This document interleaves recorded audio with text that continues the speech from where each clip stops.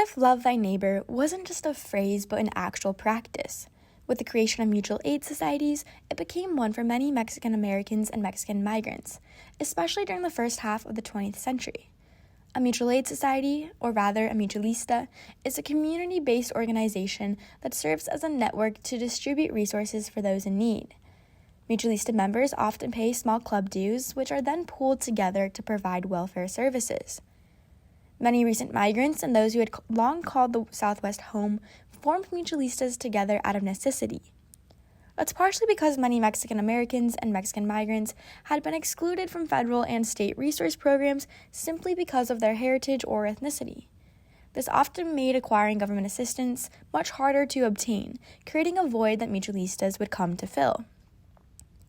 By the early 1900s, there were thousands of mutualistas across the United States, although they were mostly concentrated in the Southwest. At their peak, there were more than 100 mutualista chapters in Texas alone. Other chapters ranged as far as Santa Barbara, California, to Corpus Christi, Texas, and even Detroit, Michigan, and so many more in between. A few of these mutualistas still exist today and continue to host cultural events and raise funds for mutual aid. One of the oldest and largest mutualistas was Alianza Hispanoamericana, which was founded in 1894. At its peak, Alianza had at least 17,000 members across 269 chapters in both urban and rural parts of California, Arizona, Colorado, New Mexico, and Texas. Most Alianza chapters offered low-cost insurance plans along with a vibrant social life. A chapter in Santa Barbara was notorious for its Mexican Independence Day event, which lasted not just one day, but rather 3 whole days. By the 1920s, Alianza had created a legal defense fund to help victims who were unjustly convicted of crimes. These efforts would eventually help start LULAC, the League of United Latin American Citizens, whose legal work has been monumental for civil rights and for ending segregated schools and swimming pools. Alianza was also known for paying respects to Latin American and Mexican heroes. Its main objective was to, quote, unite all Mexicans and Latin Americans in the United States into one family, under the principles of protection, morality, and education.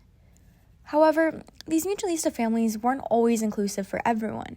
Some restricted memberships by gender, class, or by Mexican citizenship. To get around this, some women created mutualistas of their own, such as Las Damas Panamericanas around the California area, or Club Femenino Orquídea. Las Damas held frequent balls, while Club Femenino was known for lectures and food distribution, often including enchilada dinners.